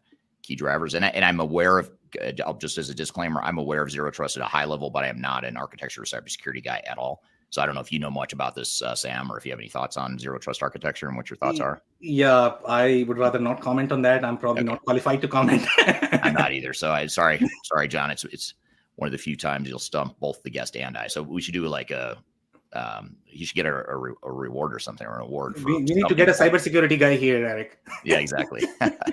Here's one I think you can answer. I think both of us could probably answer this one. This is from Ashish on LinkedIn. She says, any recommendations how businesses can invest in upskilling their workforce to adapt to the upcoming AI-enhanced ERP era? It's a good question. It's a good question. So I guess right now, if you're going to do anything, I'm not sure how that's going to go, to be completely honest. It's too early. So in my mind, what I would do is monitor the changes in terms of what is happening and what kind of skill sets are you going to require. And obviously what everybody does is they simply watch their competitors, what their competitors are doing. Yeah. And everybody is simply going to follow, right? So depending upon what is happening in your industry, how receptive companies are with these things and how the business processes are changing. Because one of the things that we are going to see is the whole customer experience changes. And as soon as that changes, either they are going to have some sort of impact on their deal. If they are able to sell cheaper, then obviously you are going to lose a lot. So then you have to think about those things. So those are going to be drivers. At this point of time, I don't know if you can do anything about it unless you are some sort of tech organization. Then it's a different case, because then you are getting pressure from your investors in terms of what you are doing for AI. But as such, let's say if you are end user, manufacturer, distributor, retail, these companies, I don't know what you can do right now, to be completely honest. Yeah, and I think if there's any change management practitioners or experts on the session here today, I'd love to hear your thoughts on this. But the way I view AI and how it affects upskilling in the future is I feel like it's an organizational design discussion, because you have to first define, well, okay, AI is AI, right? Like, to your point, I totally agree, Sam. If you're a tech person, then yes, there's a lot of upskilling you need to do in terms of the technology behind AI. But if you're just a frontline employee, and how do I upskill my frontline employees to be AI enabled or to be prepared for AI? It just depends on how the job is going to change. So if I'm like if I'm a plant, let's say I'm a material resource planner and I plan production, for a manufacturing company, and I've spent all these years using spreadsheets and complex manual ways of figuring out what the right production schedule is for my organization. And now you're telling me AI is going to come in and change that job. Well, first you have to figure out, well, how will AI change that job? And then what are you going to do with the time it potentially frees up? So if I free up 50% of that planner's time, then what do you want that person doing? And what, a lot of times you hear a lot of refrain about how, well, now we can be more strategic instead of doing all these manual processes. Now we can spend our time being strategic. Okay, well, what is that strategic? What does that mean? Like, what do you expect that person to do? And then that will give you the answer of how you want to upskill that particular person. I think I agree with you, Sam. There's no blanket recommendation we could really give that says here's how organizations should prepare for AI in general, other than to say define what you want your processes and your people's jobs to look like, and then figure out what the gap is, what you're going to need to train them or upskill them. It's probably going to vary greatly depending on who you're talking about within any given organization. Yeah, could not agree more. Yeah, good stuff. So I want to come back to another point you had here. You number 15 on your list was race to quantum technologies. This is another one that I hear a little bit about this, but again, I like that you're drawing this out because I think it's super interesting. But first of all, help us understand what quantum technologies are and why you think this is becoming such an emerging trend. Yeah, so quantum overall, I guess I'll give you the layman's version, and I'm pretty sure, Eric, you probably already know it. I don't know, how many listeners are going to know about it or not. But overall, I mean, traditional technologies, the way computer systems are designed, we were in sort of ones and zeros, right? So everything needs to be translated in ones and zeros. It was very binary experience, right? With qubits that we have with quantum, now they can do a lot more processing. So that's why you are going to get a lot more multiprocessing that was not possible with the traditional computing systems. So that's where you are going to get the firepower of the processing. The challenge that we have in the market with respect to quantum technologies is that they are not as accurate, because when you are going to do this multiprocessing, they sort of collide. They are not just as accurate to be used in the real world. And there are other challenges. For example, one of the things that you have, I don't know whether you have heard this term called Q-Day. And Q-Day is going to be the whole quantum cryptography, and they are talking about that there's going to be this issue of the Y2K, in the new quantum world, because each of the encryption algorithms, the way they were designed, and if listeners are not familiar with encryption, then any of the secure communication that you have at this point of time, that happens using your encryption algorithm, and that is actually going to break with the new quantum technologies. So Q-Day is going to be almost like Y2K, that I don't have the year numbering scheme that is sort of scaling up. So right. What do you do? So that's where a lot more research is going to be. Now, why is that more important right now in 2024, 2025? The reason why it is important is because of AI. AI, if you look at AI, is really struggling at this point of time. They just don't have as much processing power. They are really bottlenecking this more from the energy perspective. They just don't have that. So that's where the quantum becomes far more relevant now, that, okay, you need to expedite the research for quantum if you want to capitalize on AI capabilities. So this is going to be a race, okay? Whether you want to be ahead with your technical capabilities, or they are going to slow down a little bit because AI is too powerful. We don't know at this point of time what's going to happen, okay? Based on, what is going to be ahead. Is it going to be technology, or the government or the regulations are going to be ahead? But in general, right now, governments are really excited. They are investing a lot more in the quantum technologies at this point of time. Again, that is very much in the R&D phase at this point of time. That is not going to be in the commercial phase that you are going to see any sort of business value, I don't know, maybe in 10, 20 years. But if we had forecasted 10 years back, okay, what are we going to see from AI perspective? Nobody would have predicted that, in 2024, we are going to get ChatGPT. Right. But here we are, we have that, right? So right now, governments are really excited about quantum technologies. They are investing a lot more in research. They are prioritizing that because there's a real money to be made, and that's what everybody wants, I guess. Right. Yeah, no, that's makes total sense. And then speaking of that, you touched on this, but number 12 on your list is energy efficient algorithms and computing. So is that sort of what you're alluding to there with like the impact or the prerequisite for having lots of power to fuel AI and the data centers that that in the energy consumption that it's putting demands on? Yeah, so both, I would say. So overall, I guess if you look at the state of algorithm at this point of time, right? So when you write a program, Eric, it's not going to be as efficient. You simply write something because you don't know what you are doing at this point of time, right? You sort of learn over the period of time. You sort of optimize once you learn how the algorithm is being used. So that's the state of any sort of technologies, AI technologies that we have at this point of time. They just don't know enough about that. And those are not necessarily optimized. They are optimizing. And because of the bottlenecking of the energy, so now there are going to be two things or two drivers that are going to be there. Number one is going to be that, okay, they are going to make the code itself very efficient. So that is one driver, because if they don't do that, then they are sort of going to bottleneck and they will not be able to release as many features. And because of that, investors are not going to invest. That you committed for something, now you are not able to deliver. So that's one force. The second force is going to be that we are going to see a lot more investment in the energy technologies in the market. So you are going to see that a lot more as well as a macro driver. So I guess it's both ways. It's not just one way, I guess, Eric. Yeah. Makes total sense. And then one thing I want to come back to too, this is number 8 on your list, and then we'll close out with a couple audience questions. But number 8 on your list, that you alluded to this before, but I want to dive in a little bit more if you don't mind. And that was, there's more disruptions caused by supply chain and cybersecurity issues, or software supply chain and cybersecurity issues. Help us unpack that a bit.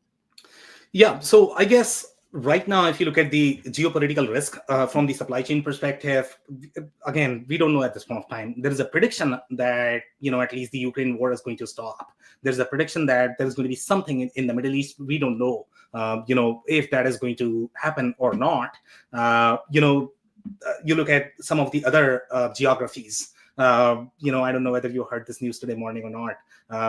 South Korea, North Korea, they were always, there was a little tension there. China, tension there. So there's a lot happening, I guess, in the market overall from the supply chain perspective. Now, so we don't know, how this is going to happen in 2025, but you will see a lot more disruption unless these wars stop completely. Now, the second factor you alluded to is the CrowdStrike or the cybersecurity one, right? So CrowdStrike was just one incident. Now, as we are learning, hackers are learning as well. They have a lot more technologies, capabilities, right? So they know that they can play with these things and how vulnerable the software supply chain are. So we are going to see a lot more risks there.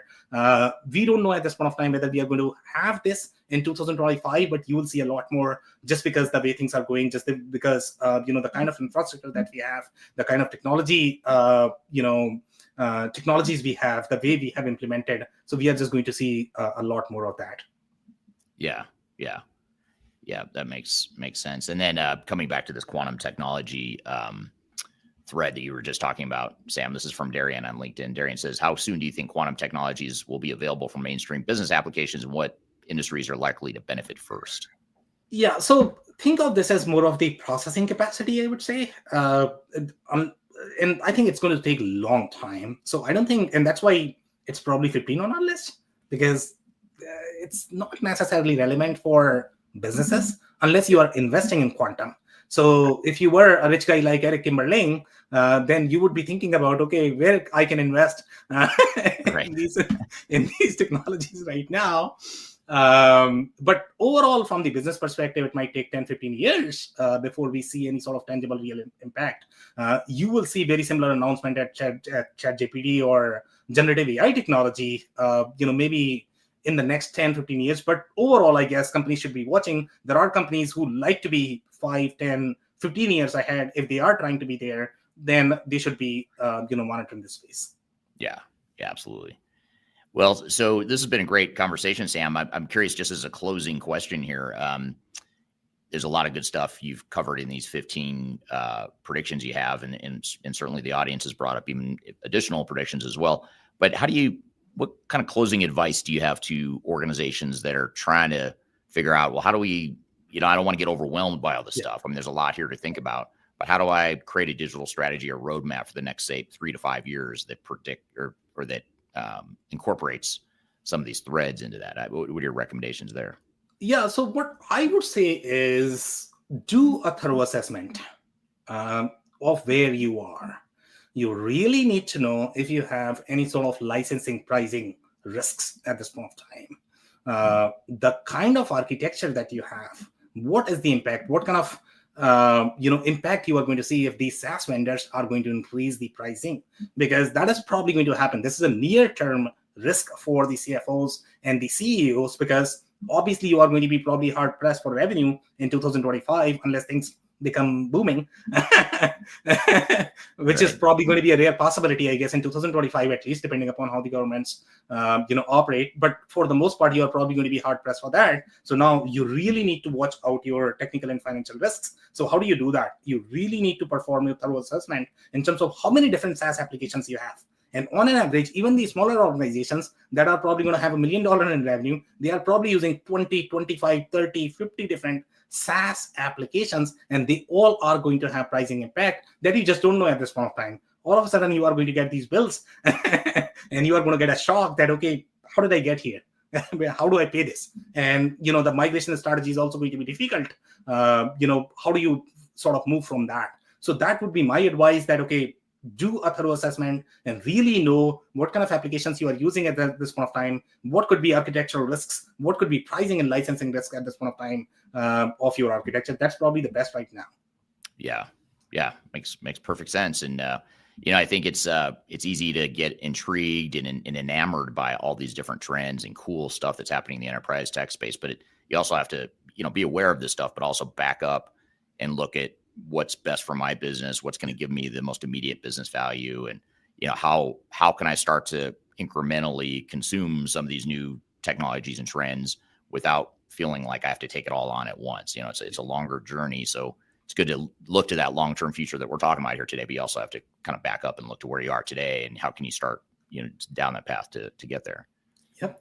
So do you publish this somewhere, your 15 predictions? Do you have that published on your website, or how can people find that if they want to read more detail and analysis? You guys put out really good articles and analysis, by the way, you and your team. So I it's a good read. I highly recommend people read it. Is that something you've published?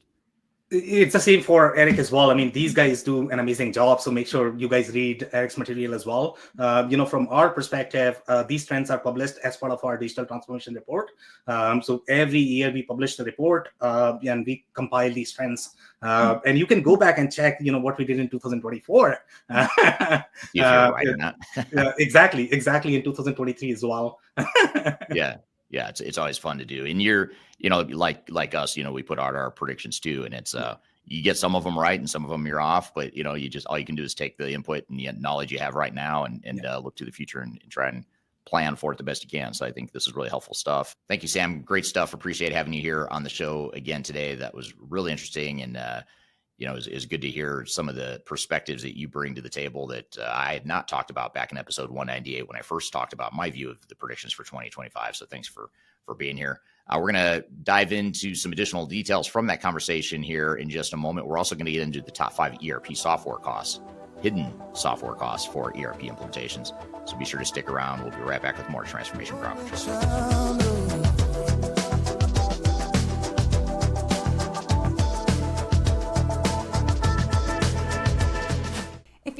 involved in any sort of digital transformation or business change initiative, you will want to download the Digital Transformation Report. With its comprehensive overview of business and technology trends and best practices, this report is a must-have guide for any transformation project or executive team. Download this free report by visiting Third Stage Consulting at thirdstage-consulting.com. You can also visit our website to learn more about us or download independent reports, videos, and other best practices. Again, visit thirdstage-consulting.com today to learn how you can take your transformation to the third stage of success. Are you looking for ways to promote your product or service to enterprise technology decision makers and influencers throughout the world, like the ones who listen to this podcast? Major Tom Productions creates media, events, and influencer marketing for B2B technology providers. Our productions are exciting, educational, disruptive, and effective. Most importantly, they create results. Our content is unlike any other in this industry, engaging, influential, and trusted by technology buyers and influencers throughout the world. Each month, our productions reach hundreds of thousands of targeted buyers and decision makers who trust and engage with our honest and tech-agnostic content. With long-tail viral results and engagement with our content, Major Tom Productions provides a way to reach your target market and create awareness, calls to action, and a connection with potential customers. So collaborate with us today. Learn how we can feature your product or service on podcasts such as Transformation Ground Control, Journey to S/4HANA, and Journey to Dynamics 365. We can also feature your brand on our YouTube channel called Digital Transformation with Eric Kimberling, which boasts over 100,000 subscribers and over 2 million video views per year.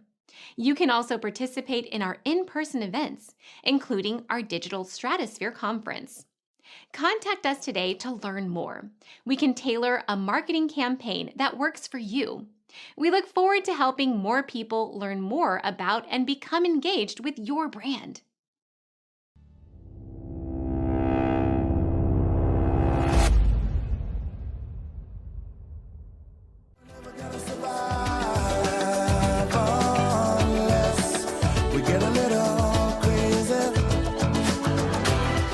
Welcome back to Transformation Ground Control, episode number 202. My name is Eric Kimberling here with Darian Chwialkowski. You can find new episodes of this show every Wednesday at transformationgroundcontrol.com. And Darian, we just had Sam on the show. We talked about trends predictions for 2025. What were some of your thoughts and takeaways from the conversation? Yeah, I really appreciated, like you said before the conversation, his technical background, I thought really played a role in the conversation, especially when one thing for sure, deep diving into like fintech and healthcare industries, I thought the explanation of why these industries have been slower to adopt some core ERP systems and unique challenges they're facing, I thought was super interesting. But I want to keep expanding on the conversation with you a little bit and ask you some follow-up questions. So to start, how do you see the shift in focus from cloud migration to customer service and operational efficiency impacting the long-term growth of fintech and healthcare companies? Yeah, I think as we talk about with Sam, the fintech and healthcare companies have a lot of highly customized software. And so these companies are used to having technologies that are very flexible. They might be hard to manage. They might be complex and difficult to manage, but they do, generally speaking, provide the capabilities that are specific to their industries and what their customer needs are. Cloud systems, are less flexible, as we talked about. So you're just giving up some of that flexibility. I think there's probably longer term more of an opportunity here for some upstart, smaller software companies to pick off these industries like these, where they're used to certain capabilities that aren't commonly found in more broad ERP systems like SAP, Oracle, et cetera. So if you can fill that niche by creating a solution that's specific to the industry, and there might be some out there. I'm not a fintech expert by any means. I'm also not a healthcare expert by any means. I know manufacturing, distribution, retail, a bunch of other industries, but not those two in particular. I'm not strong in. But if there's not already, or even if there is, there's probably more opportunity for software companies to pick off and sort of focus on some of those capabilities that they need in those industries. Yeah, absolutely. And I want to go to AI now. I also liked, how you guys talked about incremental steps for AI adoption in ERP systems, especially with, the concept of starting with a small, low hanging fruit before scaling up. But with that, what are some tangible examples of low hanging fruit for AI integration in ERP systems that could deliver immediate value to businesses? Well, I think for what we're seeing, and even not only what we're seeing with our customers and clients, but also what we're seeing with software vendors, it's a lot of conversational AI type stuff, to where it's more of like a user interface enhancement, where if you can build in capabilities where instead of having to go manually find a report or go dig through the menu structure to find a certain report or create your own custom report or whatever, if I could just use a conversational AI to ask it a question, that to me is low hanging fruit that a lot of organizations and a lot of employees within those organizations could benefit from. So that would be one. I would also say, anything that's manual and requires really complex spreadsheets and multiple data sources from multiple systems, I think that's an opportunity of low hanging fruit for AI to be able to go basically gather information and automate some of that process. So I think that's what you have to look at, is what are some of those really big pain points that you could address through AI. And then there's, and then over time you can start even looking at, through generational AI, you can start looking at things like, well, when I create if I have a CAD drawing, if I'm a manufacturer and I have a CAD drawing, which is basically the visual design of a product or a product that we're manufacturing, if I can take that CAD drawing and somehow use AI to create a product master and a bill of materials that could be used for manufacturing, then, that could be another way that we start to use AI, through the more generational AI capabilities. So those are just a couple things that come to mind, but I think it all depends on the company and what the biggest pain points are and their priorities. Yeah, absolutely. One more question I have is, how should businesses approach workforce upskilling in preparation for AI-enabled ERP systems, especially for the non-technical roles? Yeah, I think that's something we talked a little bit about, but I think that's where it comes back to organizational design. Being able to define what your jobs are going to look like and what the processes are going to look like within those jobs. Once you've done that, then you sort of do a gap analysis to say, here's what we have today, here's what our skills are today, here's what we need in the future, and then you fill those gaps for different work groups, different departments, different people are just going to have different gaps that need to be filled. So I don't know right now that there's a broadly speaking universal or blanket recommendation I could give, because I think it's so tailored or so specific to the individual job in question. Yeah, absolutely. That makes sense. What a great conversation, though, for the trends and predictions for 2025. It was good to go through his list and see how it varies a little bit from, like you said, the episode that you did talking about your trends and predictions for 2025. Yeah, and if you want to compare notes or go see another episode that covers trends and predictions, you can go back to episode 198 at transformationgroundcontrol.com and check that out. You can see, my view of some additional predictions and some that overlap with Sam's as well. So check that out, episode 198. Well, good. Well, now we're going to roll a clip to close out the show here. We want to talk about the top 5 hidden software costs as it relates to ERP implementations. And these are the costs that sort of sneak up on you. They grab you. They blow your budget. They make you wonder how did we get so far behind our budget or so far beyond our budget. So want to play this for you just as a way to sort of open everyone's eyes to like what some of the common challenges are with budgeting and cost estimations and managing to those budgets in ERP implementation. So let's roll this clip and we'll come back and talk about it here in just a second. This is from my recent video that I posted on my YouTube channel. The first hidden cost that organizations oftentimes fail to account for when they're developing their total cost of ownership is internal resources. When you look at your internal resources that are required for a project, they're pretty substantial.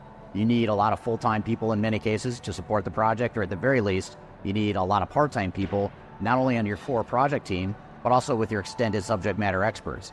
These are the people that will help define what the future state processes are going to look like. These are the people that will help ensure that the system integrator is configuring the software to meet the requirements.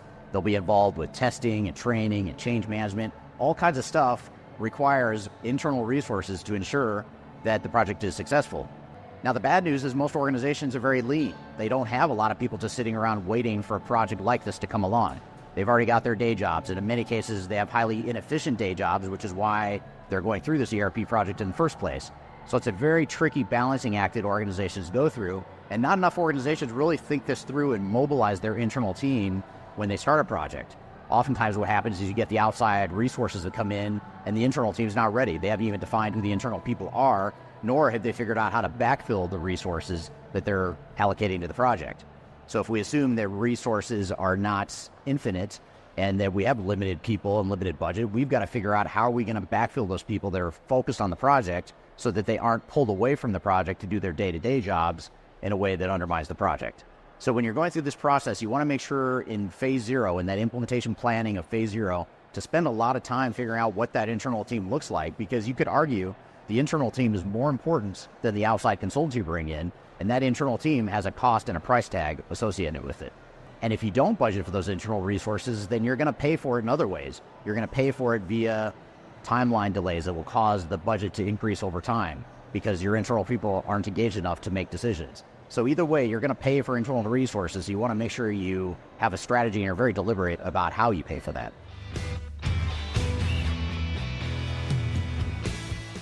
One of the biggest justifications for new ERP software is that you can get rid of that old system that's costing you too much time, money, and headache. It might be an old homegrown system. It might be an old legacy system that a software vendor provided that's no longer being supported. It could be a proprietary system that only a couple people in the world know how to program. But whatever it is, there's a cost associated with running those old systems. So oftentimes when organizations build a business case for their ERP investments, they assume that those old systems are going to go away, and that makes total sense. You want those old systems to go away eventually. But what we often find is that it doesn't go away as quickly as organizations think, nor does it go away as quickly as they assume in their business case. So we want to make sure that we are realistic about what those costs are and how long we're going to have to maintain and preserve those systems. It could be because we need to make sure that the new system is stable before we shut off and decommission those old systems. It could be because we are doing a multi-phase rollout of the new system and we can't get rid of that old system until we get to the appropriate phase of the project. Or it could be that those old systems have data in it that we need to preserve and we don't necessarily want to bring all that data to the new system. So whatever the case is, we just want to be realistic about what those costs are and when the costs will actually go away. So if we're going to continue with those legacy systems, we need to make sure we account for that and budget for it in our total cost of ownership estimate.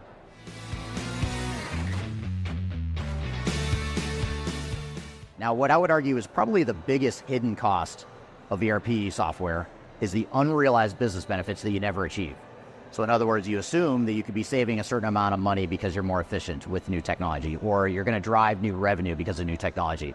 And those are probably viable expectations around business benefits, but too often organizations rush through the project and they mismanage it so much that they never realize those business benefits. And when you look at the business benefits that are lost or just left on the table or left off on the side and never fully materialized, those costs, those lost costs and benefits are typically much larger, exponentially larger than the initial cost and investment in the technology itself. So if you're really going to pick one thing to really make sure that you don't run into this issue of hidden costs and unexpected hidden costs, you'll make sure you realize the business benefits you expect to get out of it. And even though business benefits aren't technically a cost, there is a cost associated with the opportunity cost of not realizing those benefits. So that's the way we need to think about it. So making sure you have a solid benefits realization plan is a way to overcome this hidden cost of unrealized business benefits.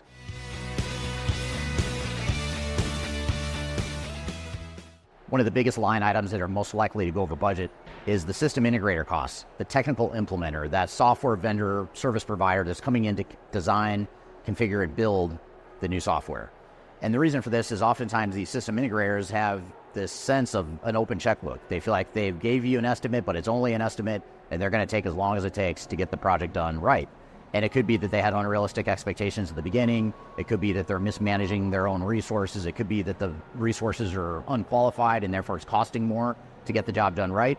There's a whole plethora of reasons why it could be, but there are commonalities in a lot of projects where the system integrator, the technical implementer, spends way more time and money on their services than what was originally expected. And that oftentimes is what causes these projects to spiral out of control and causes these budgets to inflate to the point where it's hard to justify the ROI. So if there's one thing I could suggest here, it's really two things. One is to make sure you have realistic expectations for what your system integrator is going to cost. But secondly, and more importantly, make sure you're managing the system integrator, you're managing those resources, and that you're accountable and your team is accountable for managing that line item in your budget to ensure that the system integrator doesn't run away with that budgetary line item.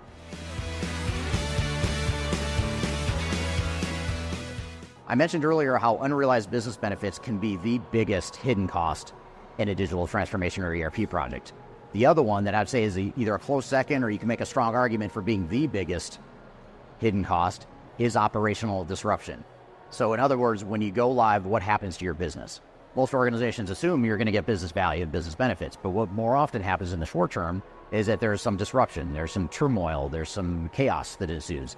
Now, obviously, you want to minimize this chaos. You don't want there to be any more chaos than you need, but the reality is there's a learning curve. It takes people some time to get used to the system, and if you don't have the right governance controls and oversight in place, it's quite likely that you go live and you can't ship product. You can't close the books. You can't run payroll. It's a major material operational disruption that can cost you a ton of money.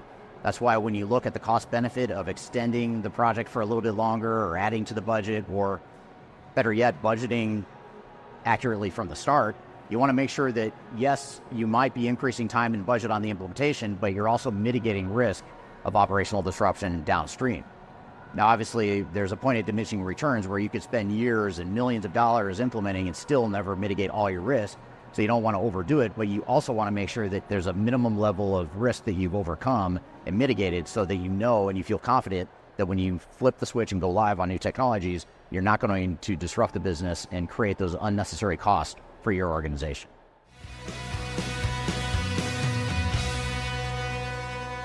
So the key here is to optimize your investment in ERP software. There's always going to be hidden costs, and the key here in this video is to share with you what those hidden costs are so that you can be aware of them, open up your eyes, and go in with a clear understanding of what the project is really going to cost, so that when you go to your team and ask for budgetary approval from your higher-ups, you know that you can confidently say this is what it's going to cost, and you've accounted for some of these risks that we talk about here today. So that was a YouTube video that I recently posted on my YouTube channel that talks about the top 5 hidden ERP software costs. What were some of your thoughts or follow-up questions from that, Darian? Yeah, I definitely think that every company that is going through an ERP implementation or about to definitely should watch something like this, because like you said, little costs can sneak up and blow your budget and then slowly derail your implementation or your project. But I wanted to ask you some follow-up questions to expand on the video. First of all, how can organizations better estimate and allocate internal resources without overburdening their teams or impacting day-to-day operations? Yeah, I mean, I think first is just to be realistic about what resource availability you actually have or don't have, and then make sure you're certainly identifying where you might be able to backfill some of those resources to free up resources to help with project. But you want to have a really clear understanding of that, because that is going to impact your timeline and your budget. So if your vendor comes back with a really aggressive timeline and budget that isn't feasible because you don't have quite the level of commitment you need from your internal resources, that doesn't mean you don't necessarily do the project. It just means you've got to pace it differently. And so what happens instead is most of the time organizations will get this proposal from their software vendor that has a kind of a compressed timeline with a certain run rate as far as what the spend is for the technology services. But then what happens is when that gets elongated because it was never realistic to begin with, or because the resource commitment wasn't there internally, the run rate continues at that same pace. It's not like you just pay whatever it is over whatever time it is. The budget goes well over because of that time crunch. So I think that's the key, is just to go in and really do some diligent planning and mobilization of resources and reconciliation of what the vendor proposed to you versus what you can actually do and commit to.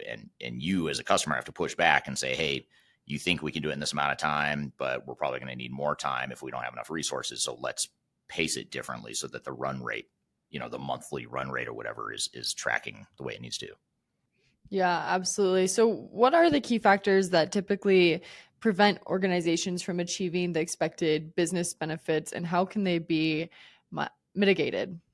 Well, I mean, it's usually because to start, most organizations don't go back and measure where they actually landed after the implementation. They don't go back and see what business value they actually are getting and what business value they're not getting.